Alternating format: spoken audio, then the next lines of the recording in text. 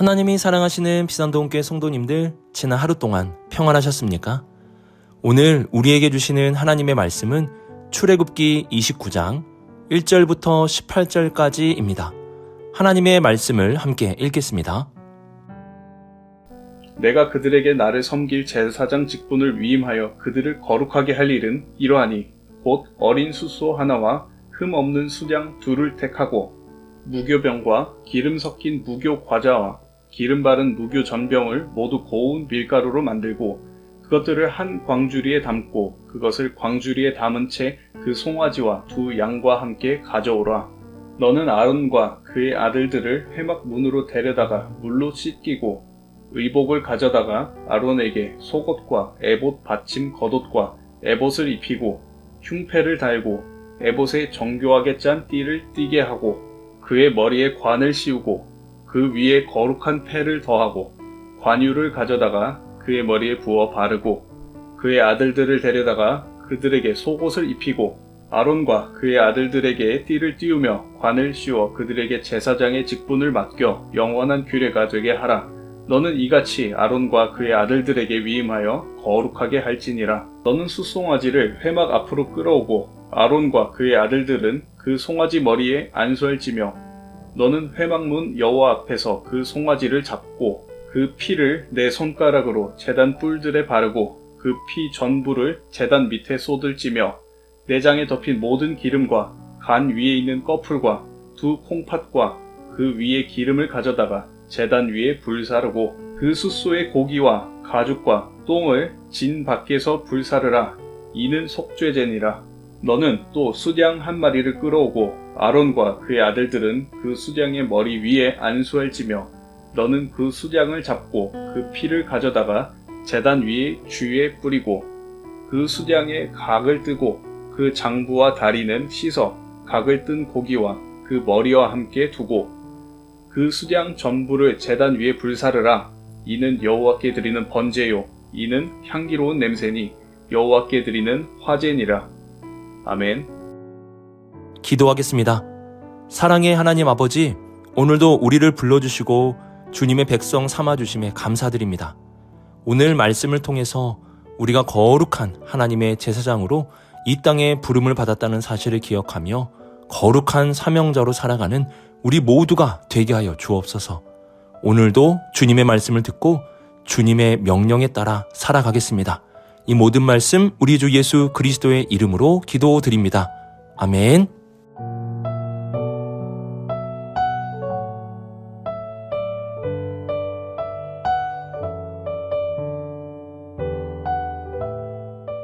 (1절을) 보시면 하나님은 모세를 통해 제사장을 세우라고 말씀하시는데요.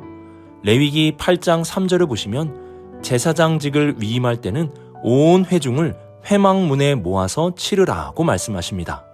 즉 위임을 하는 예식을 공개적으로 행하라고 말씀하시는 것입니다. 하나님은 제사장직의 공개적인 위임을 통해 제사장직의 중요성을 많은 백성에게 알려주고자 하셨습니다.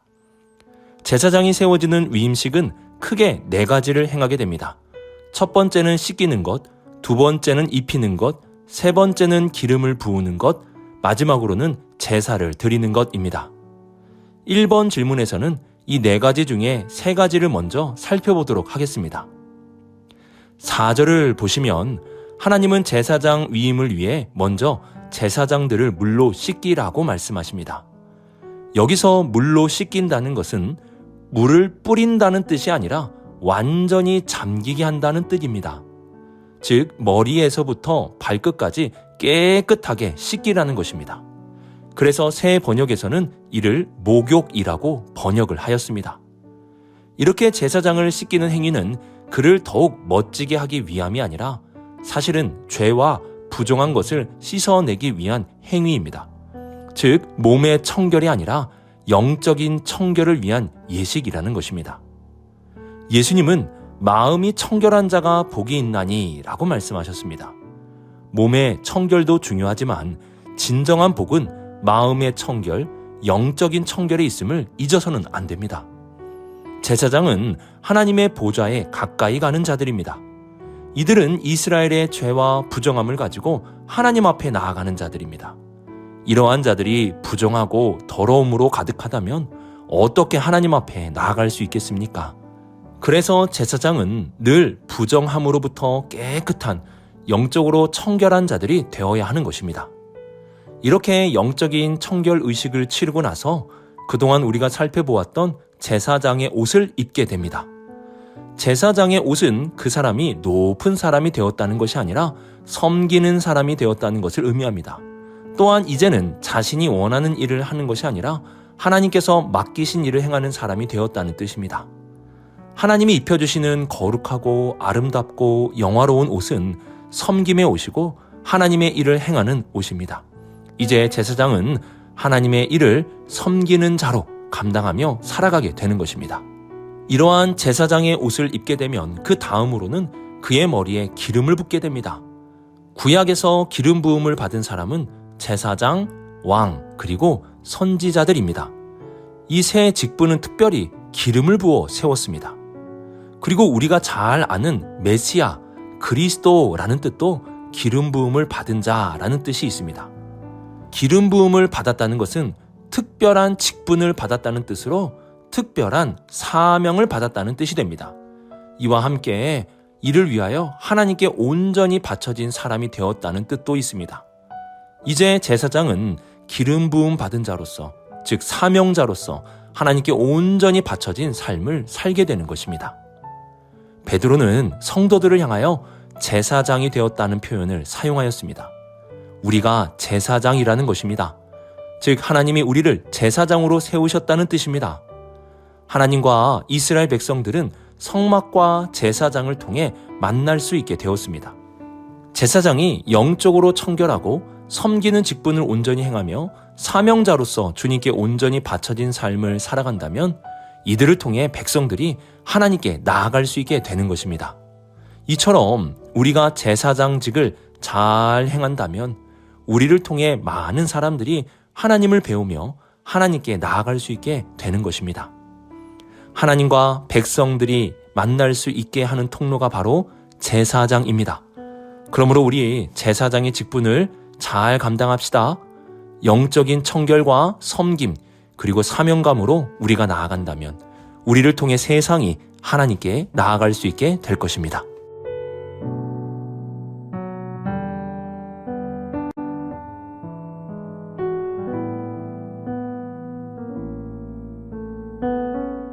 (14절을) 보시면 하나님은 제사장 위임식에서 속죄제를 드리라고 말씀하시고 18절에서는 번제를 드리라고 말씀하십니다.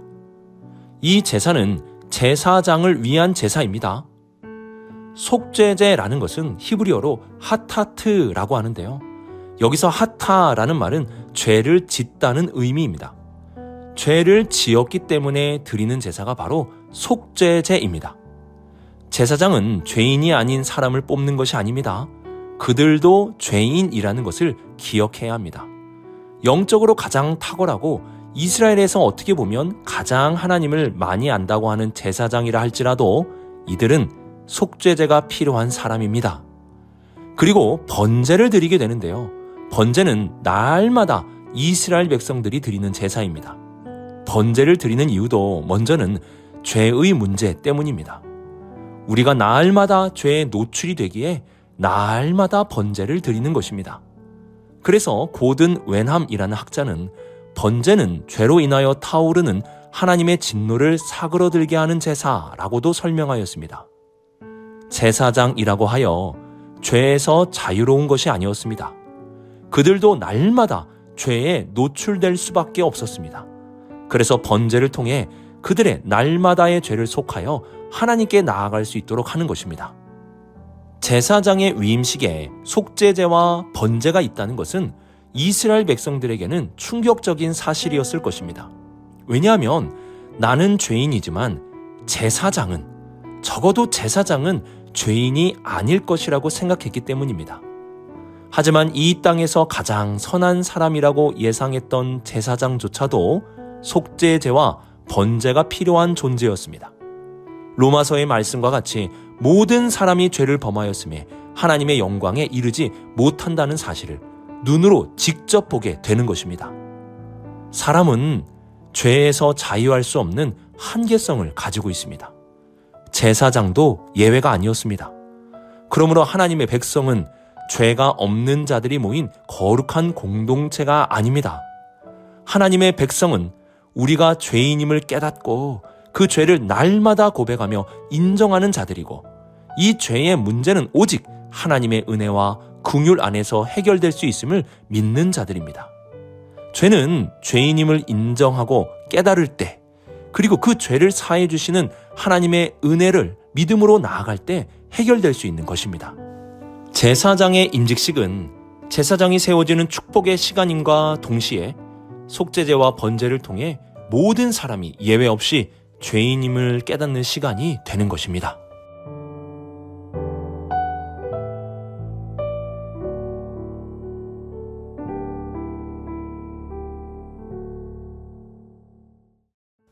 하나님이 제사장에게 요구하시는 것은 이 세상이 요구하는 것과 매우 다릅니다. 이 세상은 학력과 경력, 기술, 자격증 등을 요구하겠지만 하나님은 거룩함을 요구하십니다. 제사장에게 요구하는 것은 거룩함입니다. 이를 위해 씻게 하셨고, 입게 하셨고, 기름을 부으셨고, 제사를 드리게 하셨습니다. 거룩함이라는 것은 우리의 능력으로 완전히 이룰 수 있는 것은 아닙니다. 하지만 거룩한 제사장이 되기 위해 우리가 할 수 있는 것은 다 할 수 있어야 하는 것입니다. 즉, 마음의 청결을 위해 삶의 부정과 더러움을 씻어내고 섬김의 일을 감당하며 사명자로서 하나님께 온전히 맡겨진 삶을 살고 제사를 드리며 내가 죄인임을 깨닫고 하나님의 은혜로만 내가 의로운 자가 될 수 있음을 믿는 것입니다. 이러한 거룩한 삶을 한마디로 요약한다면 나의 십자가를 지고 예수님을 따르는 것이라 할 수 있습니다. 십자가를 향하여 살아가는 것이 곧 거룩한 삶입니다. 십자가를 지고 산다는 것이 무엇입니까? 부정함을 씻어내는 것이고, 낮아지고 낮아져서 섬기는 자가 되는 것이고, 주님을 쫓는 온전한 사명자로 사는 것이고, 십자가 앞에서 내가 죄인임을 깨닫고 나를 위해 십자가 지신 예수님으로만 의로워질 수 있다는 것을 믿음으로 살아가는 것입니다. 그래서 거룩한 삶이란 십자가를 지고 살아가는 삶이라 할 수 있습니다. 우리는 거룩함으로 하나님과 동행하는 삶을 살아가야 합니다. 하나님은 우리에게 완벽한 거룩만을 요구하시고 완벽한 거룩함이 있을 때만 받아주시는 분이 아니십니다. 어제 말씀드린 바와 같이 우리는 부족할 수 있습니다. 하나님은 부족하다고 우리를 내치시는 분이 아니십니다. 하나님은 단 하나의 거룩함이 있어도, 단 하나의 십자가의 삶이 있어도 우리를 기쁘시게 받아주시는 분입니다. 문제는 단 하나의 거룩한 삶도 없이 죄와 부정함을 그대로 가지고 거룩하신 하나님과 동행하겠다고 하며 나아오는 마음과 행동입니다. 완벽함은 어렵지만 하나는 할 수 있는 것 아닙니까? 모든 것은 어려워도 조금은 할 수 있는 것 아닙니까?